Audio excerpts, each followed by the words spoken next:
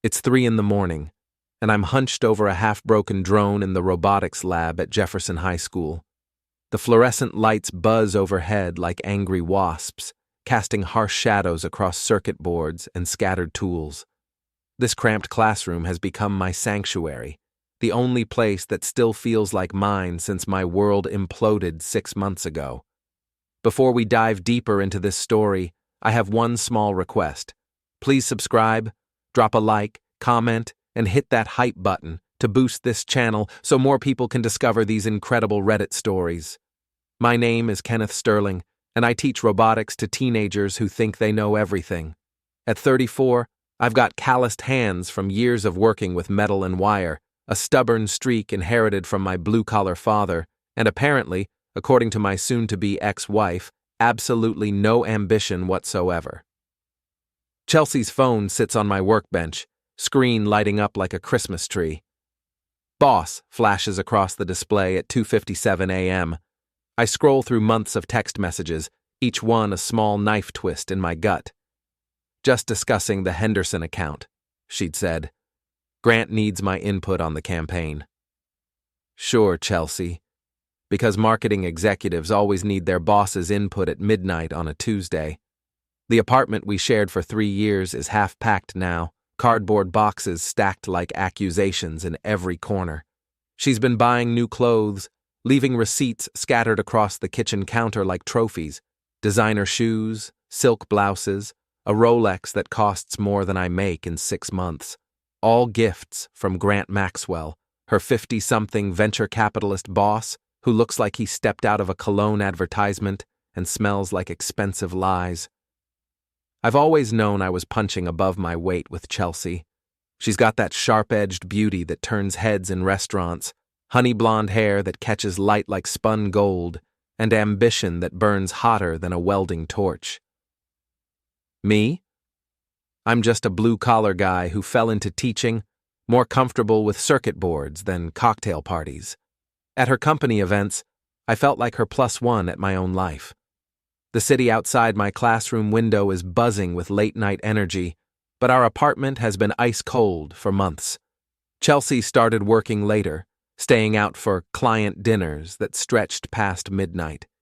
She'd come home smelling like expensive wine and someone else's cologne, her lipstick perfectly intact because she'd reapplied it in his car. The breaking point came last Thursday. I was grading papers at the kitchen table when she walked in, designer heels clicking against the hardwood floor like a countdown timer. She didn't even look at me as she poured herself a glass of wine, the good stuff she used to save for special occasions.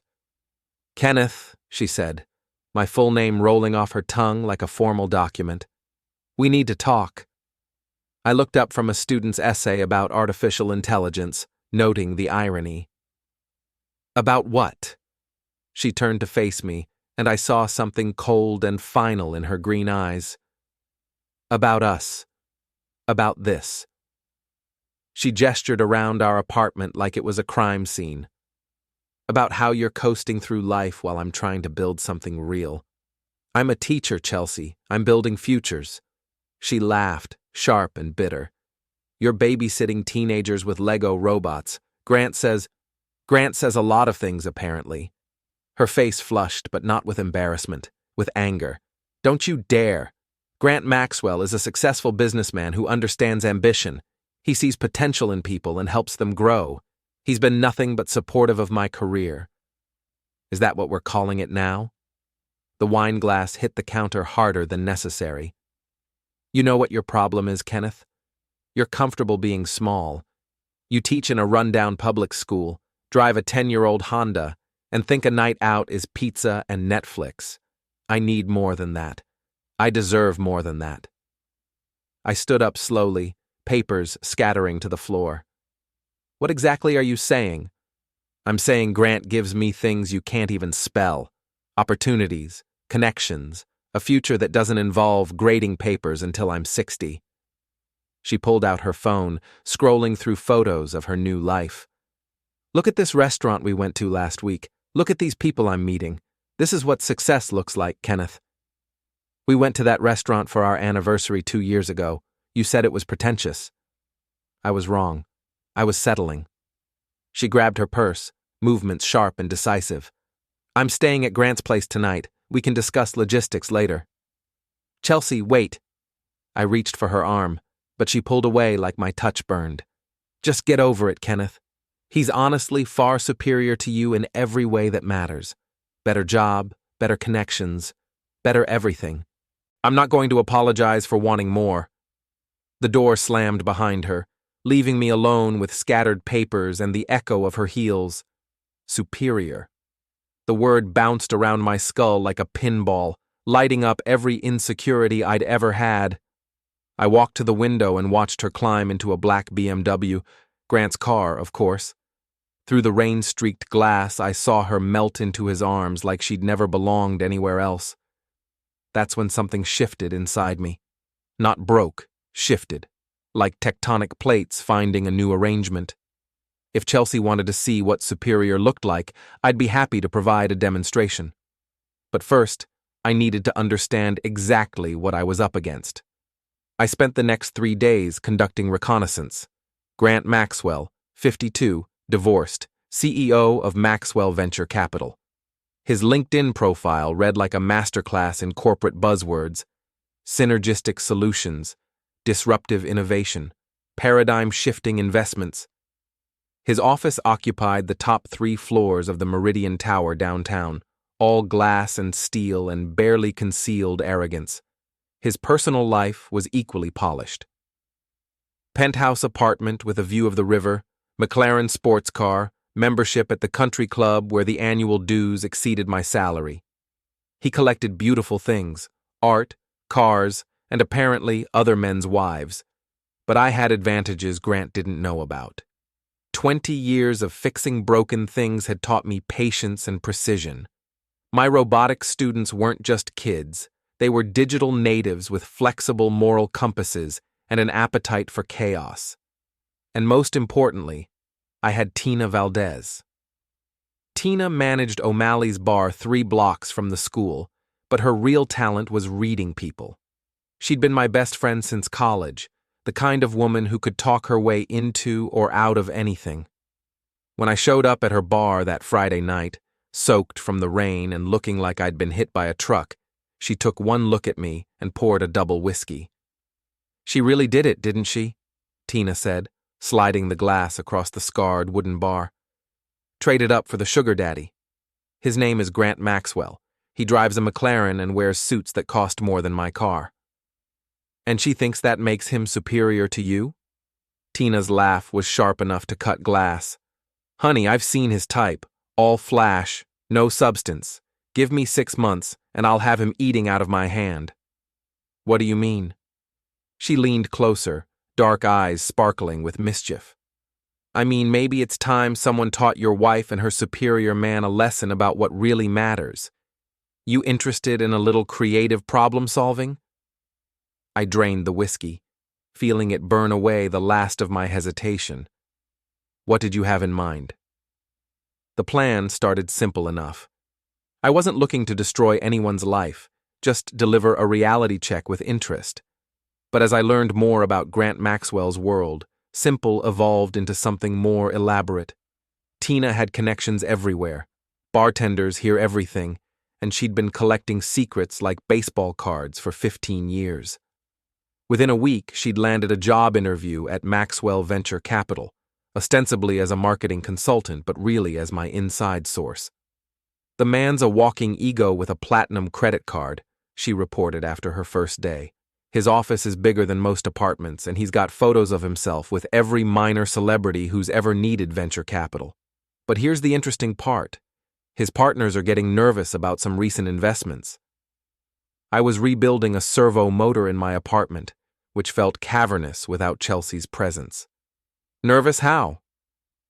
3 deals went south in the last 6 months. Nothing illegal, just bad calls that cost the firm serious money. Word is, Grant's been making emotional decisions instead of smart ones. Apparently, he's got a weakness for pretty women with business proposals. The irony wasn't lost on me. So his superior judgment isn't so superior after all. Gets better. Your wife's been bragging around the office about how she upgraded from her teacher husband, making jokes about your Honda and your adorable little robot class. Real classy stuff. I set down my tools, feeling that familiar shift in my chest. She said that? Honey, she said a lot worse than that. But here's what she doesn't know. Grant's ex-wife cleaned him out in the divorce. This penthouse, the car, the lifestyle, it's all leveraged to the hilt. He's one bad quarter away from losing everything.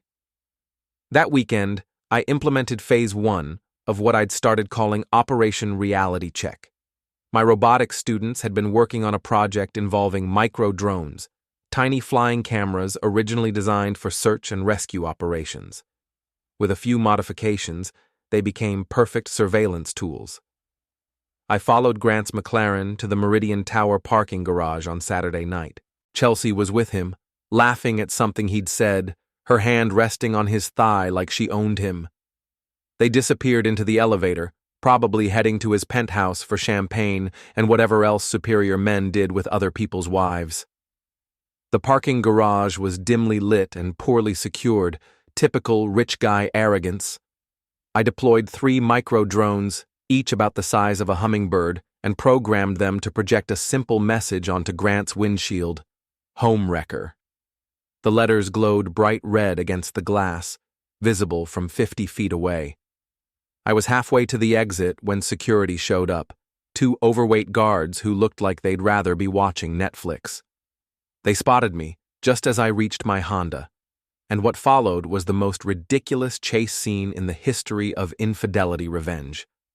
I abandoned the car and grabbed an electric scooter some college kid had left by the elevator, zipping between concrete pillars while the guards huffed and puffed behind me. The scooter's top speed was maybe 15 miles per hour, but in a parking garage full of expensive cars, that was plenty. I weaved between Porsches and Bentleys, the guards' flashlight beams swinging wildly as they tried to keep up. One of them slipped on the polished concrete and went down hard, his radio skittering across the floor.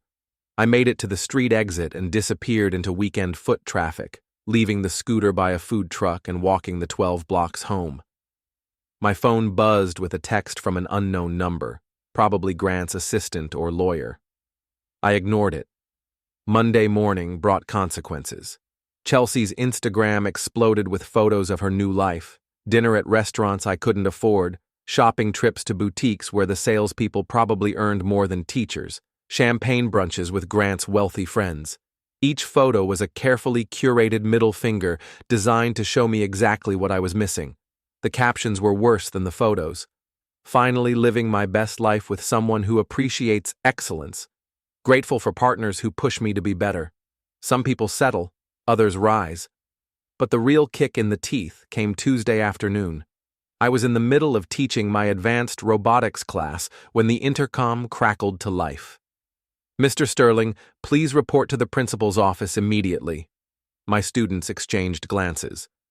Tommy Rodriguez, no relation to any forbidden names, just a kid with a gift for engineering, raised his hand. Are you in trouble, Mr. Sterling? I hope not, Tommy. Keep working on your servo calibrations. I'll be back.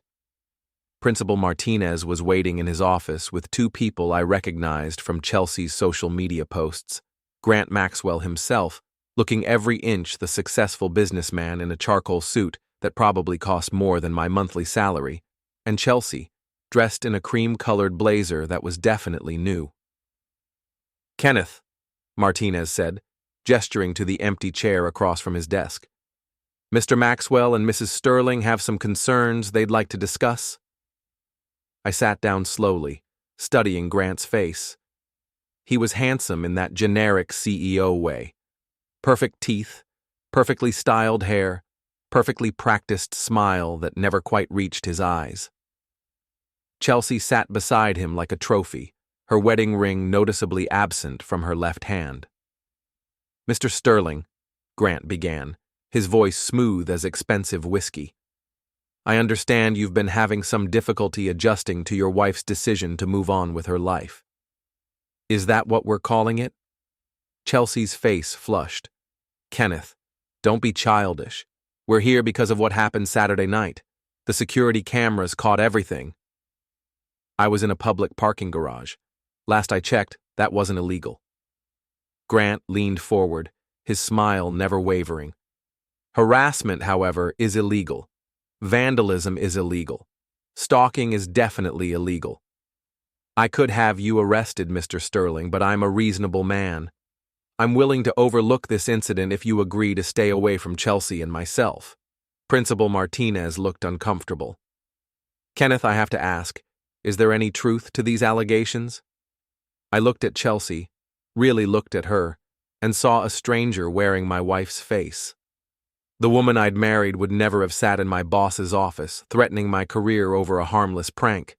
But that woman was gone, replaced by someone who thought love was a transaction and marriage was a stepping stone. I projected some lights on a car windshield, I said finally. No damage, no permanent anything, just lights. Harassment, Grant repeated. I have witnesses, security footage, and a very expensive lawyer on retainer. The choice is yours, Mr. Sterling. Walk away now or face the consequences. Chelsea spoke for the first time since the initial greeting. Kenneth, please, just let me be happy. You'll find someone else, someone more suitable to your lifestyle. The word suitable hit like a slap. I stood up slowly, looking down at both of them. You're right, Chelsea. I will find someone suitable. Someone who doesn't think love is a commodity to be traded for a better zip code. I walked to the door, then turned back. Oh, and Grant, next time you want to threaten someone, you might want to make sure your own house is in order first. Glass houses and all that. His smile faltered for just a second, but it was enough. I left them sitting there, probably wondering what I meant. They'd find out soon enough. That afternoon, I called an emergency meeting of my robotics club. 15 students gathered in the lab after school, their faces serious as I explained the situation. Not the personal details. They didn't need to know about my marriage imploding, but the technical challenge. So, said Sarah Kim, my most advanced student, you're saying someone used their money and influence to try to intimidate you, and now you want to respond with superior technology. I'm saying that sometimes bullies need to be reminded that money doesn't make you smart, and smart beats rich every time. Tommy grinned. What do you need us to do, Mr. Sterling? The thing about teenagers is they have no sense of proportionality when it comes to revenge. What I had envisioned as a series of minor embarrassments, they escalated into a full-scale psychological warfare campaign. Not that I was complaining. Sarah Kim turned out to be a social media savant with the moral flexibility of a professional con artist. Within 48 hours, she'd created a network of fake accounts that began following Chelsea and Grant's online activities, screenshotting every boastful post and cataloging every public appearance. Your wife really doesn't understand how the internet works, Sarah reported during our after-school strategy session. She's got her location services turned on, posts in real time, and uses the same password for everything. It's like she wants to be trolled. Tommy had taken charge of what he called Project Superiority, a systematic campaign to highlight the gap between Grant's public image and private reality. Using publicly available information, financial records, and some creative social engineering, he'd compiled a comprehensive dossier on Maxwell Venture Capital's recent failures. 3 major investments tanked in 6 months, Tommy explained, spreading printouts across my desk. A tech startup that turned out to be vaporware, a restaurant chain that failed health inspections, and a green energy company that was neither green nor producing energy. Total losses, $47 million. How do you know all this? SEC filings are public record, Mr. Sterling, and my mom works at the courthouse, so I know how to research stuff. Plus, Tina's been feeding us inside information. Tina had become my secret weapon at Maxwell Venture Capital. Her official title was marketing consultant, but her real job was gathering intelligence and sowing seeds of doubt about Grant's leadership. She'd discovered that several partners were already questioning his judgment, particularly his tendency to make investment decisions based on personal relationships, rather than sound business principles. The man's got a pattern, Tina explained over beers at O'Malley's. Pretty woman walks into his office with a business plan, and suddenly he's writing checks like a drunken sailor. Your wife isn't the first employee he's gotten involved with either. There was a paralegal last year, and before that, some marketing executive from a client company. So he's a serial homewrecker? Worse, he's a predictable serial homewrecker, and predictable means vulnerable. The first phase of our operation launched on a Thursday. Sarah had created a fake Instagram account called Meridian Tower Gossip and began posting anonymous tips about the building's wealthy residents. Nothing illegal or defamatory, just observations about who was dating whom, which expensive cars belonged to which egos, and the occasional tidbit about failed business ventures. The account gained 300 followers in the first day, including several of Grant's business associates and, more importantly, Chelsea herself. She even shared one of the posts, a photo of Grant's McLaren with the caption, "When your midlife crisis has 4 wheels and a payment plan." She's sharing posts that mock her own boyfriend, I mused, scrolling through the account on my phone. What does that tell us? That she's not as committed to this relationship as she wants everyone to believe, Tina replied, or that she's starting to see cracks in the facade. The second phase involved my robotics students and what Tommy had dubbed Operation Spotlight. They'd been working on a project involving synchronized drones equipped with LED projectors, originally designed for school presentations, but easily modified for more creative applications. The opportunity came the following Saturday. Grant was hosting a charity gala at the Meridian Tower's rooftop event space, and Chelsea had been posting about it for weeks. Champagne, caviar, and conversations with the city's most influential people, read one of her captions. Finally moving in the right circles. The building's rooftop was accessible from the adjacent parking structure, and security was focused on the event itself rather than the surrounding area. At precisely 9 p.m., just as Grant was giving his speech about investing in the community's future, 12 microdrones rose from the parking garage and formed a precise formation above the building. The message they projected was simple but effective. Grant Maxwell, investor or pretender. The letters hung in the air for 30 seconds before the drones dispersed, disappearing into the night sky like digital ghosts. I watched the chaos unfold from a coffee shop across the street, sipping a latte and monitoring the Fire Meridian Gala hashtag on social media. Videos of the drone display went viral within hours, shared by guests who thought it was either hilarious or scandalous, depending on their relationship with Grant. Chelsea's posts from the evening told the story better than any surveillance report. The early photos showed her radiant and confident, posing with champagne flutes and important-looking people. But after the drone incident, her smile looked forced, and her captions became defensive. "Some people are just jealous of success," she wrote under a photo of herself and Grant, looking distinctly uncomfortable. The real payoff came Monday morning, when Tina reported the aftermath from inside Maxwell Venture Capital. "Grant's partners are furious," she said, calling me from the office bathroom. "They think he's drawing negative attention to the firm. 3 clients have already called asking about the investor or pretender thing, and 1 major deal got postponed pending due diligence review." What about Chelsea? She's trying to play it off like it's no big deal, but I can see her cracking. She keeps checking her phone, and she's been snappy with everyone all morning. Plus, Grant's been in closed-door meetings since 8 a.m., and none of them sound friendly. That afternoon brought an unexpected development.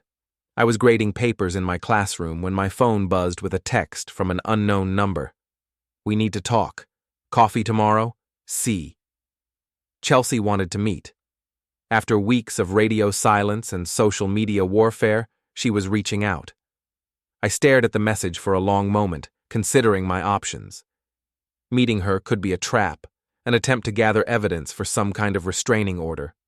Or it could be a sign that our campaign was working, that cracks were finally showing in her perfect new life. I typed back, "O'Malley's, 7 p.m., come alone." The next evening, I arrived at Tina's bar 30 minutes early, choosing a corner booth with clear sight lines to the entrance.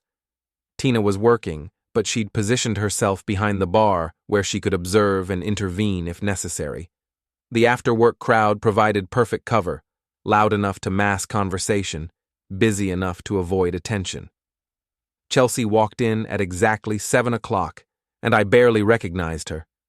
Gone was the polished, confident woman who'd walked out of our apartment 6 weeks earlier. Her hair was pulled back in a simple ponytail. She wore jeans and a sweater instead of designer clothes, and she looked tired in a way that expensive skincare couldn't fix. She spotted me immediately and walked over, sliding into the booth across from me without a word. Up close, I could see the stress lines around her eyes, the way her hands trembled slightly as she folded them on the table. "Thank you for meeting me," she said finally. "You said we needed to talk, so talk." She looked around the bar, taking in the working-class crowd and the worn wooden furniture. "I forgot how much I used to like this place. Remember our first date? You brought me here after that terrible movie. The Fast and the Furious 7. You said it was like watching cars have seizures for 2 hours. A ghost of a smile crossed her face. "I can't believe you remember that." "I remember a lot of things, Chelsea, like how you used to say money couldn't buy happiness, and how you wanted to make a difference in the world, not just make a profit." The smile disappeared. "People change, Kenneth. They grow up, realize what's actually important." "And what's actually important? The penthouse? The car? The man who's old enough to be your father?" Her face flushed. "Grant isn't that much older than you. 18 years according to his LinkedIn profile, but who's counting?" She leaned forward, her voice dropping to a whisper. "Is that what this is about?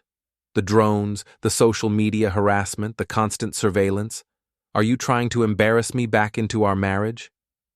"I'm not trying to embarrass you, Chelsea. I'm trying to show you who you've become." "And who have I become, Kenneth? Successful? Ambitious? Someone who refuses to settle for a mediocre life in a mediocre apartment with a mediocre man?"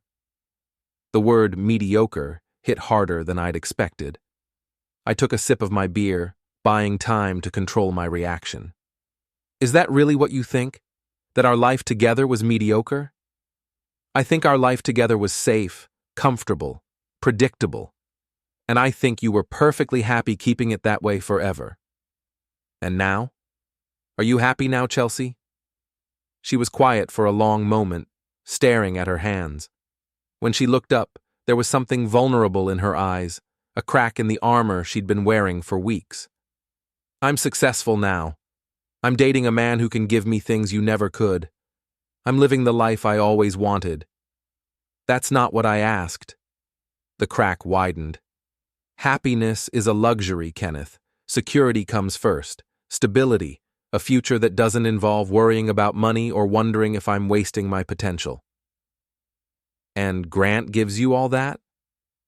"Grant gives me opportunities, connections, a chance to be more than just a teacher's wife." I leaned back, studying her face. "What does he give you that I couldn't?" "Everything," she said, but her voice lacked conviction. "A penthouse instead of a rental apartment. A BMW instead of a 10-year-old Honda. Dinners at restaurants that don't have paper napkins." "What about love, Chelsea? Does he give you love?" She stood up abruptly, grabbing her purse. "I have to go.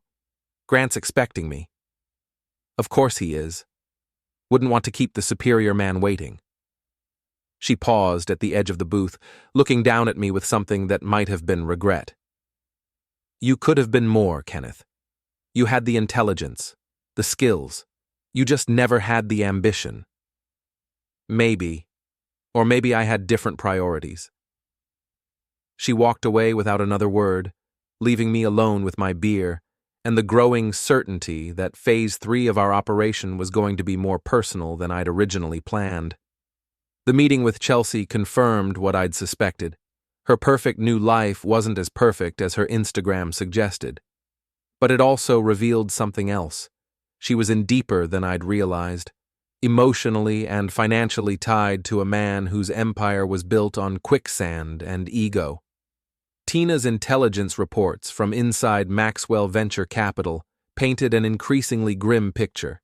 Grant's partners were losing confidence, clients were asking uncomfortable questions, and 3 major investors had quietly pulled their money from the firm.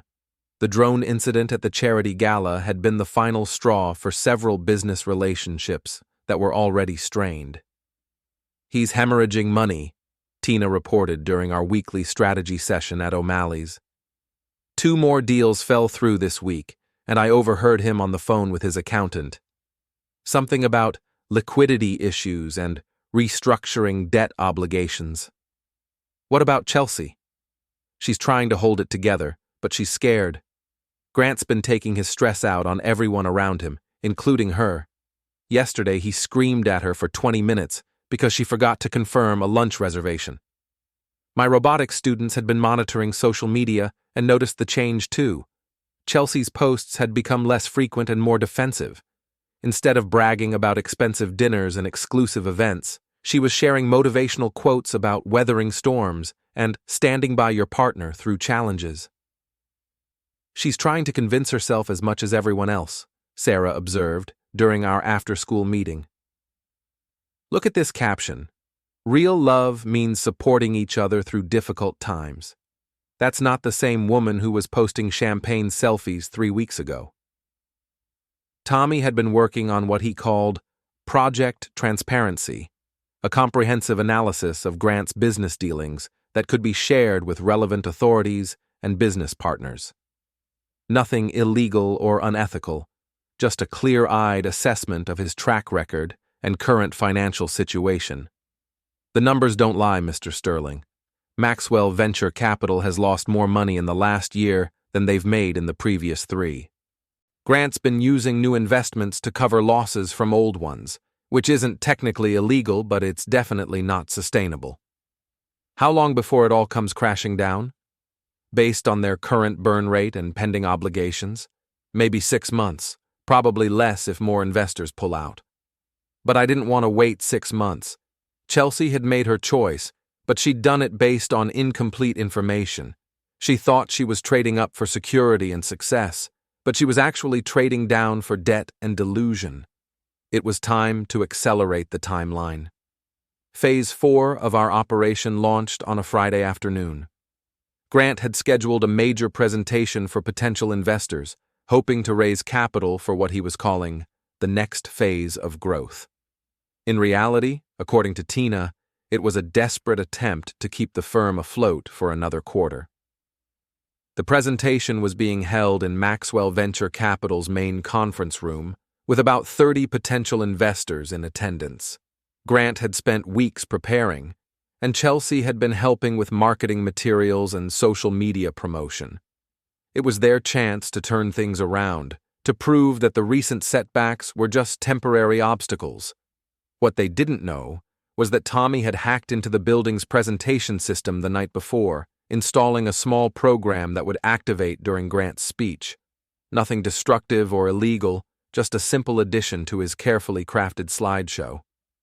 I watched the live stream from my apartment, eating takeout Chinese food and marveling at Grant's performance. He was smooth and confident, discussing market opportunities and investment strategies with the polished ease of a natural salesman. Chelsea sat in the front row, beaming with pride as her superior man commanded the room. The slides were professionally designed, full of charts and graphs that painted an optimistic picture of the firm's future. Grant clicked through them smoothly, building to his big finale, a slide showing projected returns that would make any investor salivate. But when he clicked to the final slide, something else appeared instead. Tommy's addition was elegant in its simplicity, a detailed breakdown of Maxwell Venture Capital's actual performance over the past year, complete with loss statements, failed investments, and a comparison between projected and actual returns. The room went silent as 30 potential investors absorbed the real numbers. Grant stood frozen at the podium, his clicker still in hand, staring at the screen in horror. The slide showed everything: the $47 million in losses, the pattern of failed investments, the growing debt obligations. Technical difficulties, Grant stammered, frantically clicking his remote. But Tommy's program had locked the presentation system, and the damning slide remained on screen for a full 2 minutes before the IT department could shut down the projector. By then, it was too late. Half the investors were already heading for the exits, and the other half were taking photos of the slide with their phones. Grant's superior presentation had become a public humiliation, broadcast live to everyone who'd been following the company's social media accounts. Chelsea's face in the live stream told the whole story. She'd gone pale as the real numbers appeared, her confident smile crumbling as she realized what she was looking at. When Grant finally managed to end the presentation early, she was one of the first people to leave the room. The aftermath was swift and brutal. By Monday morning, 3 more investors had pulled their money, 2 business partners had terminated their relationships with the firm, and the local business journal had published an article titled Maxwell Venture Capital, House of Cards or House of Mirrors. Tina reported chaos from inside the office. Grant's been screaming at everyone all morning. He fired his IT director, threatened to sue the building management company, and had a 2-hour meeting with lawyers about industrial sabotage. Chelsea's been hiding in her office, but I can hear her crying through the walls. That afternoon, I received another text from Chelsea. "I know it was you. We need to talk, please." This time, I suggested we meet at the park where we used to walk on Sunday mornings, back when we were happy and Sunday mornings were for pancakes and crossword puzzles instead of damage control and crisis management. She was waiting on our old bench when I arrived, wearing the same jeans and sweater from our last meeting. But she looked smaller somehow, diminished by the weight of recent revelations. "How did you do it?" she asked without preamble. "Do what?" "The presentation, the slide. I know it was you, Kenneth, you and your little robot army." I sat down beside her, maintaining careful distance. "I didn't hack anything, Chelsea. I don't even know how to hack things. I teach high school robotics, remember? Mediocre skills for a mediocre man. Don't lie to me. Not now. Not after everything." "What everything? You mean after you left me for a man who turned out to be exactly what I said he was? After you traded our marriage for a lifestyle that was built on debt and delusion?" She turned to face me, and I saw tears in her eyes. "I didn't know, Kenneth. I swear I didn't know about the financial problems. Would it have mattered if you did?" She was quiet for a long moment. "I don't know. Maybe not. I was so tired of struggling, of worrying about money, of feeling like we were never going to have anything nice. We had each other, Chelsea. We had a home, friends, a life together. When did that stop being enough? When I realized it was never going to be more than that. When I saw what other people had and realized we were never going to have it on a teacher's salary. So you decided to steal someone else's life instead of building your own." She flinched at the word steal, but didn't deny it. "Grant offered me things you couldn't. Security, luxury, a future without financial stress. Grant offered you an illusion. And now that illusion is crumbling. Where does that leave you?" She wiped her eyes with the back of her hand. "I don't know. He's been different lately. Angry, controlling. He blames me for the presentation disaster, says I should have caught the technical problems beforehand." "And you believe that?" "I don't know what to believe anymore." She looked at me with something that might have been hope. "Kenneth, I think I made a mistake. A terrible, stupid mistake." For a moment, I almost felt sorry for her. She looked lost and frightened, nothing like the confident woman who'd walked out of our apartment 2 months earlier. But then I remembered her words. "He's honestly far superior to you in every way that matters." "What kind of mistake, Chelsea?" "Leaving you, choosing Grant, all of it." She reached for my hand, but I pulled away. "I know I hurt you, but maybe we could try again. Maybe we could work things out." "Work things out? Like none of this happened? Like you didn't spend 2 months telling everyone who'd listen how much better your new life was?" "I was wrong. I see that now. Grant isn't the man I thought he was, and this life isn't what I wanted." "What did you want, Chelsea?" "I wanted to matter. I wanted to be important, to be with someone important. I wanted people to look at us and think we were successful. And now? Now I want to go home. I want to go back to our apartment and our life and pretend this never happened." I stood up, looking down at her tear-streaked face. "That's the problem, Chelsea. You still don't understand what you lost. You think this is about Grant's money or his status or his business problems, but it's not. It's about the fact that you looked at our life together, our real, honest, loving life, and decided it wasn't good enough for you." "Kenneth, please. You said Grant was superior to me. Maybe he was, in the ways that mattered to you. But you know what? I'm superior to both of you in the ways that actually matter. I'm loyal. I'm honest. I don't trade people in for better models when things get difficult." I walked away, leaving her crying on the bench where we used to plan our future together. Phase 5 was about to begin, and it was going to be the most personal yet. The final phase of Operation Reality Check wasn't about revenge anymore. It was about justice. Chelsea and Grant had built their relationship on lies and stolen moments, convinced that money and status made them superior to everyone around them. It was time to show them what superiority actually looked like. Tommy and Sarah had been working on what they called Project Mirror, a comprehensive social media campaign designed to reflect Chelsea and Grant's own words and actions back at them. Using screenshots, archived posts, and recorded conversations, all legally obtained, they created a timeline of lies and contradictions that painted a devastating portrait of two people who'd lost touch with reality. "Look at this," Sarah said, spreading printouts across my desk. "3 weeks ago, your wife posted about finding her true worth and refusing to settle for less than she deserved. But 6 months ago, she was posting anniversary photos with you, talking about true love and growing old together. And Grant's even worse," Tommy added. "His LinkedIn is full of posts about integrity in business and building lasting relationships. But Tina found emails where he's bragging about trading up from his ex-wife and collecting beautiful things." The beauty of Project Mirror was its simplicity. We weren't creating fake information or spreading malicious rumors. We were just organizing the truth in a way that made it impossible to ignore. Every boastful post, every cruel comment, every moment of arrogance was documented and cross-referenced, but the real masterstroke came from an unexpected source: Grant's ex-wife, Patricia Maxwell.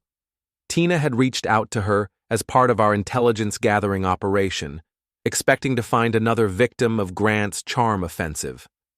Instead, she found a sharp, successful woman who'd been quietly documenting her ex-husband's pattern of financial and emotional manipulation for years. "She's been waiting for someone like Chelsea to come along," Tina reported after their first meeting.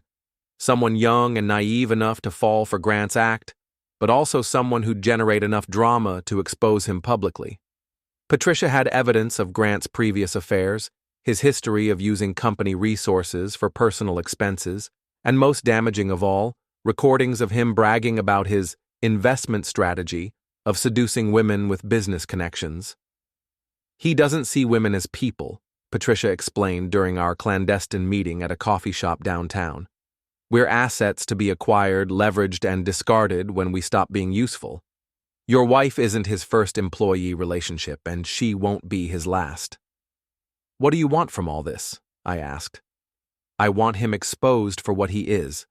I want his business partners to see through the charm and realize they're working with a predator. And honestly, I want your wife to understand what she's really signed up for." The plan Patricia proposed was elegant in its cruelty.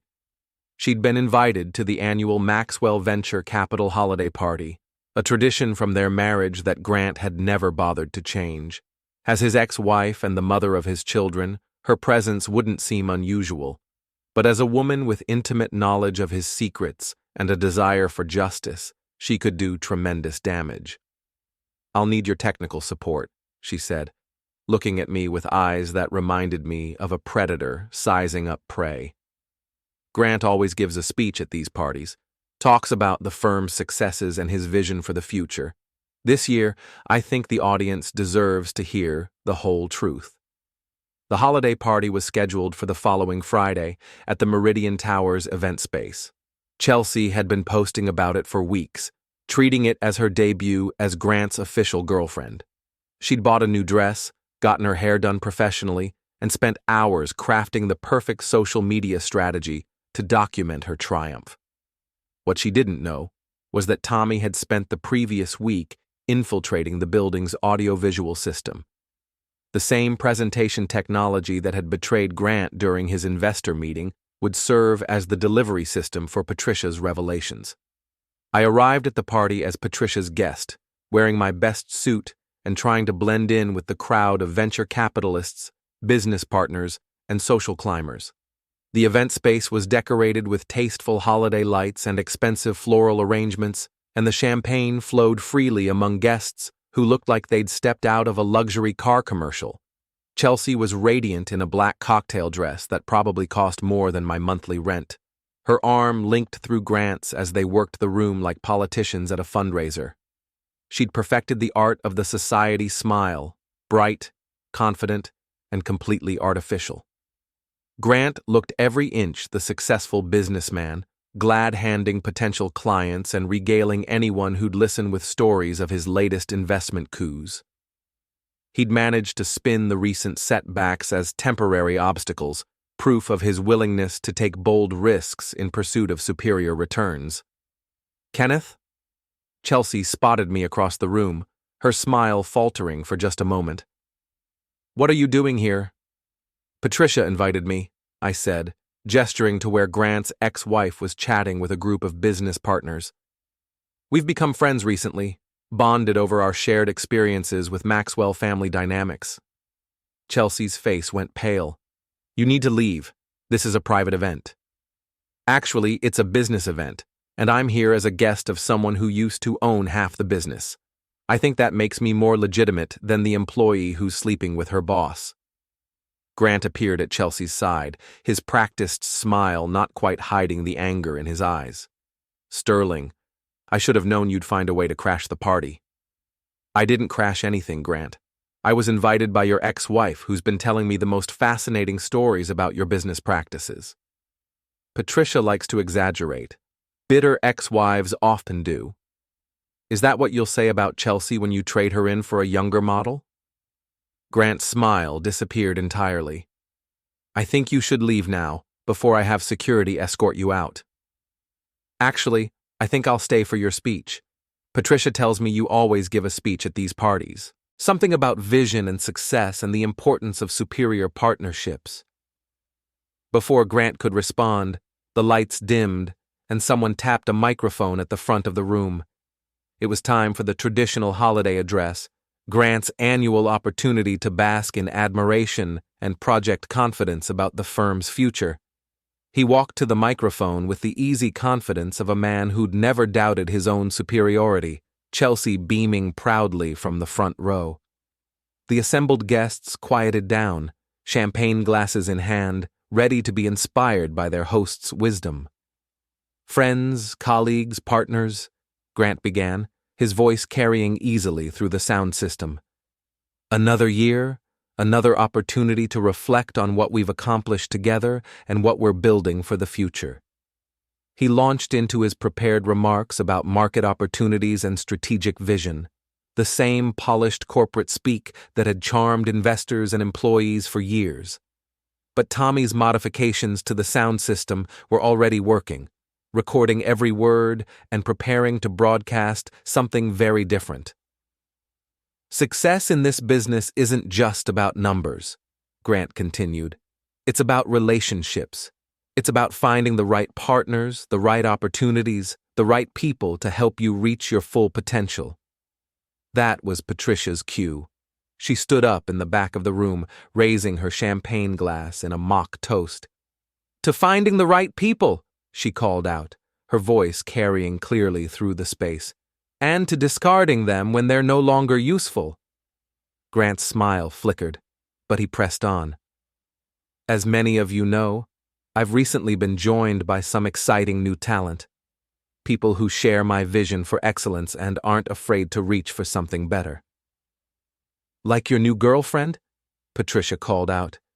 The one who left her husband for a man with a better credit score? The room went silent. Guests turned to look at Patricia, then at Grant, then at Chelsea, who looked like she wanted to disappear into the floor. Grant's face had gone red, but he was trapped at the microphone, unable to retreat without looking weak. Patricia, please, he said, trying to maintain his composure. This isn't the time or place. Actually, it's the perfect time and place, Patricia interrupted, walking toward the front of the room. All your business partners are here, all your employees, all the people who trust you with their money and their careers. They deserve to know what kind of man they're really dealing with. That's when Tommy's program activated. The room's speakers crackled to life, and suddenly Grant's voice filled the space. Not his current speech, but recordings Patricia had made during their marriage. Recordings of him bragging about his investment strategy of seducing women for business advantage. Recordings of him mocking his employees and clients. Recordings of him planning to dump Patricia for something younger and more profitable. The guests stood frozen as Grant's own words condemned him. His voice, unmistakably his voice, describing women as assets to be leveraged and employees as useful idiots who will work for peanuts if you stroke their egos. But the most damaging recording was the most recent one. A conversation Tina had captured just days earlier, where Grant described Chelsea as a temporary upgrade and joked about how long it would take her to figure out she'd traded down instead of up. Chelsea's face crumpled as she heard herself described as a useful distraction and a decent return on investment. The woman who'd thought she was trading up for a superior man discovered that her superior man saw her as just another acquisition, valuable only as long as she served his purposes. The recordings played for 3 minutes. 3 minutes of Grant's own voice destroying his reputation, his relationships, and his business. When they finally stopped, the room was silent except for the sound of Chelsea crying. Grant stood at the microphone, his face pale and his hands shaking. Those recordings are taken out of context, he stammered. They're edited, manipulated. They're your voice, Patricia said simply. Your words, your true feelings about the people who trusted you. One by one, the guests began to leave. Business partners, potential clients, employees.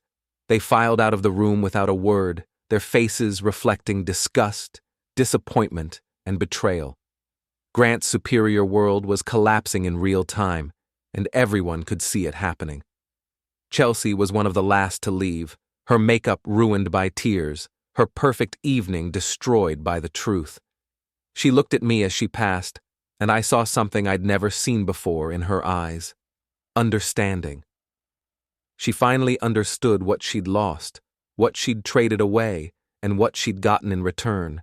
She'd thought she was upgrading to a superior man, but she'd actually downgraded to an inferior human being. And now, everyone knew it.